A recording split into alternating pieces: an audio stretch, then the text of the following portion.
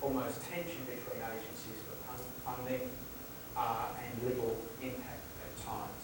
So the focus under this is people working together.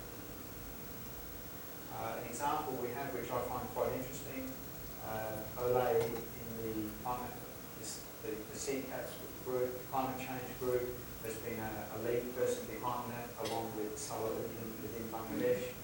But it's working with a network group in the northwest of the country. In the Borough season, there are 17 locations, 5 districts, and 8 upazilas. I won't read those out. There are a range of members from public, civil society, university, and private sector. What is good with this is virtually managed locally, or it is. Even the role that Salah has is from the side. And so we're looking to study that process as well, and we hope there are breakthroughs that come into the pricing around AWD as comes from farmers and tuber owners working together. Total investment so far into the area is $20,000. It's not a large amount when we look at the millions that go into some projects. This enables potentially, and we have experienced from this in the past, but not in the recent, in terms of a collective in one area actually influencing policy. So in an earlier experience with this, we found ministers were making decisions based on the interactions with the communities. As we examine the one in the northwest spread across 8 districts actually represent, 8 districts, represents something like about 5 million people. It's a large number. How do we interact? And yet locally there's a lot of local expertise, whether it be government extension services, retired people, the non-government organisations and the farmer groups that are coming up that are far more informed and hungry for new technologies. A note on inclusion, I want to refer back to the Poverty Elimination PhilRice Research Assistance Project. In that there were 45 organisations involved with 45 sub-projects. There were 720 research team members in that. The IRRI team that oversaw that was 6 technical people, and they were mainly social organisational people. All of these people were within partner institutions or organisations, whether it be IRRI, non-government organisations, universities, etc., and the private sector. Learning by doing or praxis was the focus. Poverty focus shifted from 40 to 96% over 4 or 5 years. The inclusion of women shifted from 10 to 41%. Now we were fortunate in some ways with that project. We had 2 conservative institutes leading the process in terms of IRRI and the Bangladesh Rice Research Institute when it came to some of these issues. But we had back in behind us a donor that was quite insistent on certain things being achieved. And sometimes a donor is important for insisting on certain things to be experimented with. Out of that, one of the very interesting ones was the Women-Led Video-Centred Learning Experience that was received an international award. You'll see Paul Van Muller there as one of the people. He went on from this. He was with Cabby at the time with the project, moved across to Africa with IRRI Rice. Displayed through his research that videos from Bangladesh were actually understood and appreciated by women in Africa. I think the videos went to something like 25 to 30 different languages across the region. Since then, Paul has stepped out, and I'll mention this later in terms of an organisation called Access Agriculture with a focus on video, but I'll mention that a little bit. Also with women leadership, we have a new project in Odisha, state government funded. We see the 5 pillars on the left-hand side, and the idea there is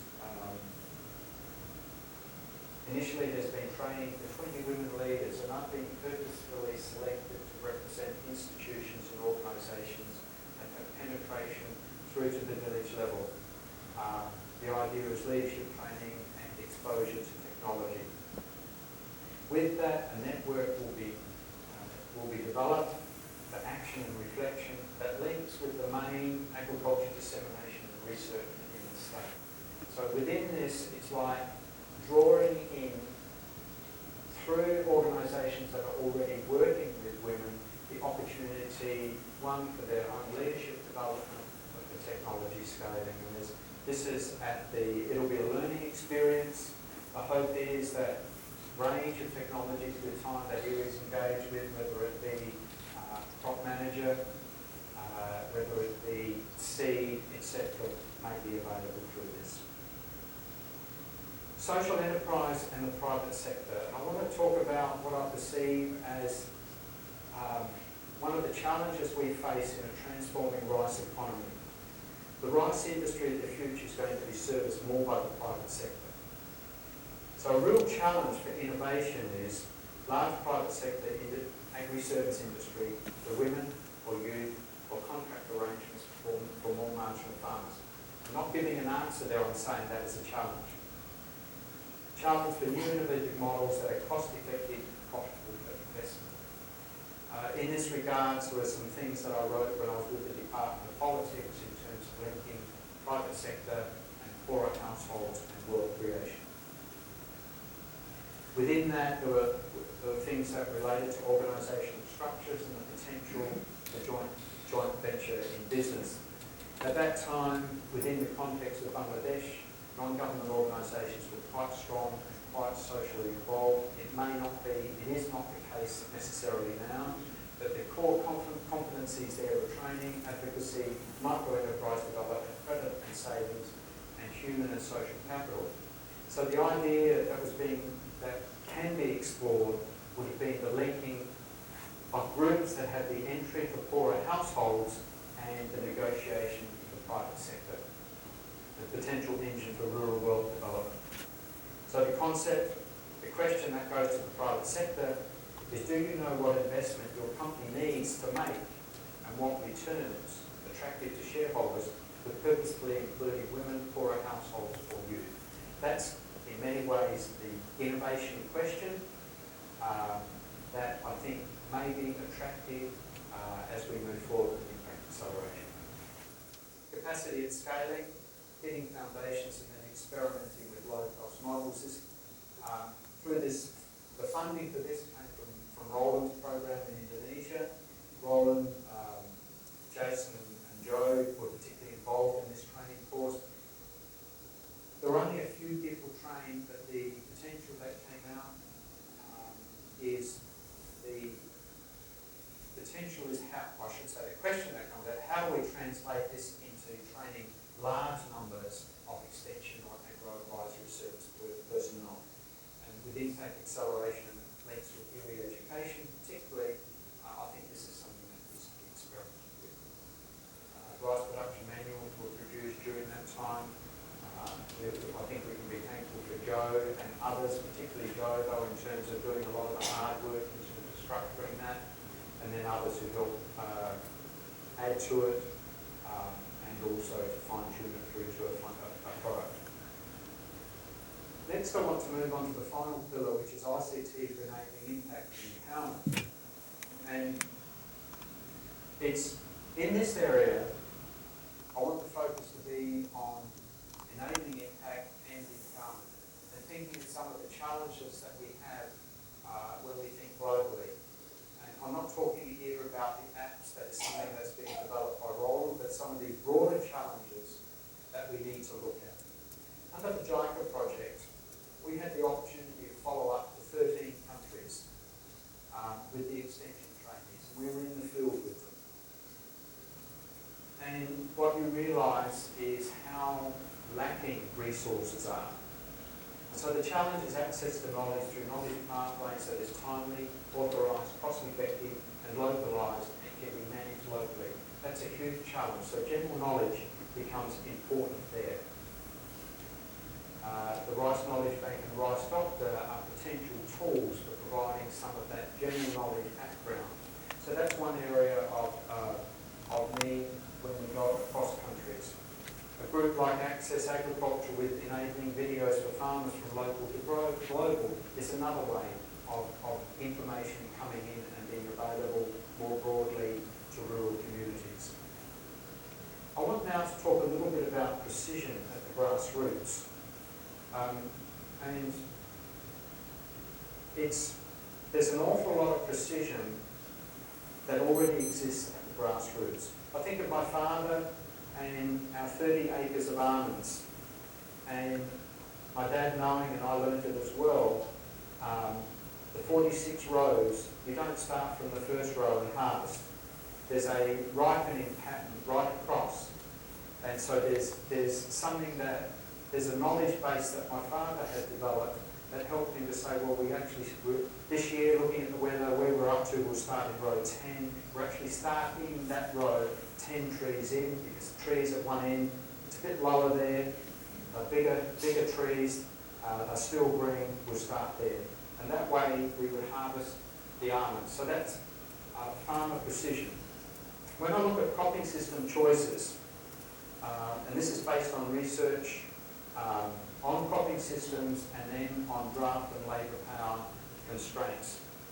What emerged from that is that farmers in the 2 rice crop system, which was a rain-fed system, staggered their varieties to the week in terms of how they grew them. And this was rain-fed conditions. And what we did with Alistair Orr and myself, he's an economist. He was doing a study at the time on draft power constraints and labour constraints. And I was doing work with others in terms of cropping system variety choices as relates to water availability. And we put those two together and inserted into that some probability of rainfall, and found that through a linear program, farmers were making optimal choices in terms of the choice of their varieties. So what comes out of that, and you can follow up on that if you want to, is the precision with which farmers are making their choices. As we look at Bangladesh, with its moving towards 2050, the intensification of cropping patterns is absolutely on the move. We see here an example for the western part of the country in terms of mustard, mung bean, transplanted Alsh rice followed by transplanted Amon rice. A very, very intensive system. So into this, how does ICT potentially enable? It's something that I think needs to be looked at. If we take, say, the Focal Area Forum, the collective impact, we add in as a resource for that ICT knowledge for understanding. And then maybe ICT communication capability so that the expertise in the area, including farmers, can talk with each other in saying, in this village, in such and such a location, this combination goes best. And maybe big data can analyse this over time. A quote, in February 2017, Mark Zuckerberg of Facebook issued a 5,500 word essay in terms of how do we help people build supportive communities, informed communities, and inclusive communities. Very interesting reading. When you look at the power of what is available there at the social level, can that interface and help IRRI in its work in terms of scaling? It can do that. It can be considered in relation to precision apps and also general knowledge and local knowledge. As we look at impact acceleration, principles and values are absolutely critical to scale. I'm only going to speak to a few of these at the moment. Empowerment of organisations is absolutely critical. The first question I ask for the project is, what does this look like without IRRI? What does this look like without myself? Absolutely critical. Who's going to do it without me? Who's going to do it without the project funding? So the empowerment of organisations becomes critical. This is an area of work. The culture of enabling, facilitating, creating synergies and openness is part of the spirit of how we need to work. Ensuring business models of extension are financially sustainable. Too often we find, we pop in projects where the guideline for how much budget we get is we say, well, €200 per farmer. Now the extension service can never spend that amount of money on one farmer. But I've been in projects where we did that. Not very sustainable. Located within the organisational and financial investment resources of the country. sustained without IRRI or an external project, and embedded across IRRI's divisions. The impact acceleration is not about the impact acceleration unit taking control of this area. In actual fact, it's about us as an institution. It's about us working together. Within the research divisions, often you'll find that there are people who might have a particular direction they'd like to pursue this. You'll find other people who won't want to touch it. The idea is not to work in isolation, but to be open to each other and to learn from each other and to build principles together. What I've listed here may not be the final outcome. Learning will refine that. So I had, as Grinda mentioned, I've been in Bangladesh for 5 months as the intermediary rep. It was a fantastic time to be back there. Rose and I spent 21 years there before. And I had a lot of interaction during that time with the Bangladesh Rice Research Institute, also ACI as a private company, and then within IRRI, with George as the head of plant breeding, interfacing one of the projects. I've listed these circles with different emphasis, and I'm not giving any statement as to what should be done here. And we've got the Minister of Agriculture there, up the top. She's very strong, she's very, very powerful. What happens with rice in the country, she knows what IRRI are doing. If anything happens, if there's a new variety that appears and she gets a letter, she immediately sends it to IRRI and expects an answer immediately. So that connection between the Ministry of Agriculture and the Bangladesh Rice Research Institute is a critical anchor also of how IRRI works. But as we look at deployment, we have the Department of Ag, civil society organisations and the private sector. I sense in looking at the opportunity there and in terms of sustainability that happens, even though there are going to be millions of dollars poured through the Department of Agriculture Extension with loans in the next few years, what happens in the private sector and how we engage, and maybe between IRRI and the private sector as well, becomes important. So it's just looking at those and thinking, what are the innovations that may come out of that? Okay, this is as photographed yesterday, the impact acceleration unit. We were doing a bit of posing, so again, it's okay that we were smiling really good there. I want now to look at as I talked about the donor paradigm, and I did mention the IRRI Education pillar and the impact acceleration pillar. And we have science research area, the development of new technologies, etc., in terms of environmental sciences, plant breeding, genetics, social science, etc., contributing to that. Each of them have donor linkages. If we look at the current donor environment, the areas of dissemination and impact and the areas of capacity building can be attractive. They may actually draw in funds more quickly than some of the research areas. Having them there actually gives IRRI a lot of flexibility also in the way it works. In the centre, we do have this core competency that is very, very important to IRRI. And if I look over my career with IRRI, I would say that I've always defended this area in terms of its importance. Hence, I was very comfortable being the head of the training centre with scholars and short courses for 10 years. And the scholars that went through those research divisions, incredibly important. But these two pillars can stand to be part of an opportunity for IRRI for the future. IRRI and the courage to change, I think is a challenge for us.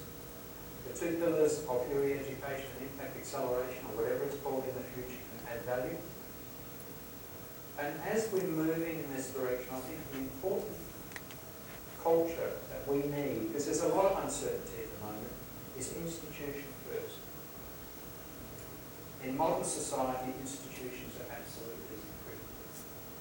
And in reading from the books that I got from Bob Marish, my mentor on servant leadership, institutions are critical. We as individuals come and go. If we can build good institutions, that's positive for everyone. And I also feel a generosity of spirit is something that we need to nurture as well. Because we'll see some areas of research may be missing out on funds that are critical to IRRI. There may be other areas that are more strongly funded. How we handle that in terms of generosity is critical. Some people ask, I have asked, Noel, you're retiring, what are you doing next? And I'm having at least 6 months off. And Rose is in the back to say that that's right. But rural development is the commitment that I've had for a very long time. This particular statement, rural development, the challenge is so great and the opportunity is so immense that one's full creative potential is essential. My mind must be free. Is something that's been, in 1992, I put it on A5 paper and stuck it on the back of the door in our bedroom. I still have the original. It's something that is part of what I would say, on the science side, the publication, the efforts that go into an article being published in Nature or New Scientist and all of the energy and creativity that goes into that. On the other hand, when we look at rural development, it's often an afterthought. But I would hold that the level of creativity and energy that's needed in that area is what we want to see. So that we have essentially the science and enabling impact, the yin and the yang, together. I would like to see that within IRRI as an institution. It's up to IRRI as an institution how they deal with that. But for myself moving forward, that's not full-time. One of the pleasures, and I'm sure Roland's in this position as well, is not working full-time. Having a lot more time to think rather than chase funds, but also to give a certain amount of effort a little freer beyond one specific institution in terms of contributing. So that statement, which is now 25 years old, is still equally strong. And if I go back 40 years, it's 40 years this year since Rose and I went to Bangladesh, it was strong then. The challenges of rural development aren't great. And we're in a society, a rural society that's transforming rapidly. And the challenge is, how do we ensure that poorer farmers are included within that transformation so that they have good livelihoods, women, and more so in the future that we have all neglected, the youth. Thank you.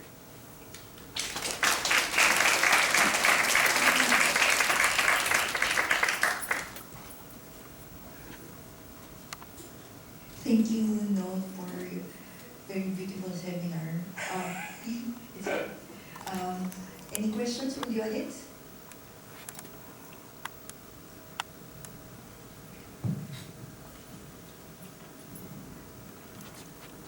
Noel, I really enjoyed it. I have many questions, but I'll focus on one. The paradigm is really a very nice example that you've shown. And given your experience, I would be interested in hearing more from you about how you see the interface between those research groups and the pillars of education and accelerating impact. How do you see that interface emerging, evolving? What are your thoughts on that?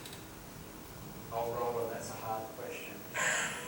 But it's a very, very important question.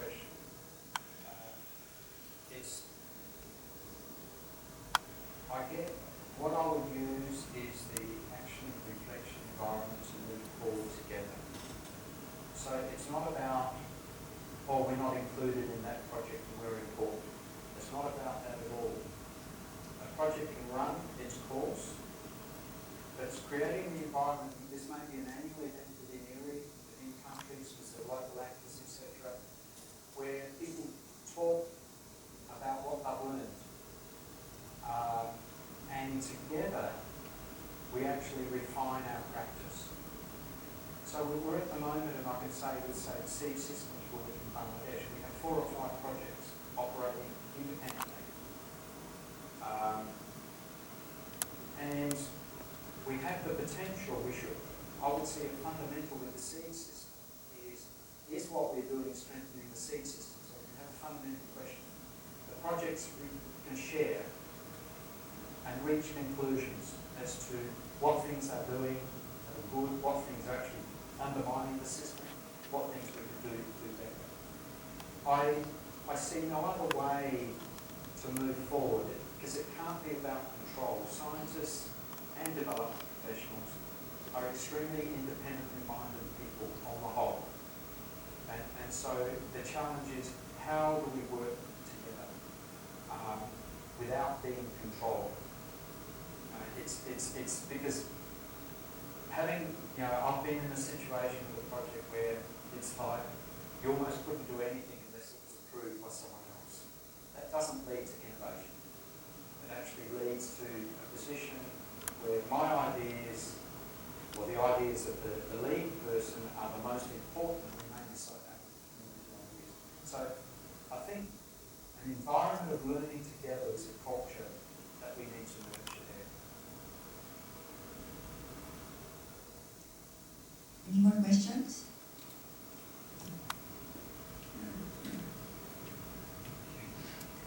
Noel, carrying on with the innovation theme, innovation, as you said, is so important, and yet in science there can be a status quo that mitigates against that, in the sense of you have PhDs which are by definition quite deep and narrow in their focus, and innovation tends to come across disciplines and through seeing a bigger picture. And the reputational worries, I suppose, of institutions that become highly credible and well respected, not wanting to take risks and punt, into areas that, we could be laughed at, or this could be, When IRRI was founded, it was very innovative because it was, it wasn't something that the establishment would want to fund necessarily. It was the private sector foundations that funded it. How do you keep that innovation in science with overcoming those barriers? Okay. Science by its nature is reductionist. Breaking new frontiers means moving beyond that. If we look at, there's a book by Christensen called, I think it's Disruptive Technologies and Why Good Firms Fail. And it's senior management needs to look at the areas in which they see a need for innovation, and they need to actually protect it. Maybe limited funds, maybe reporting directly to a deputy director of general research or what have you. In the private sector, they may form a spin-off because the business model is different to the main model, and therefore it's almost in competition. But it takes a leadership that is prepared to take those risks.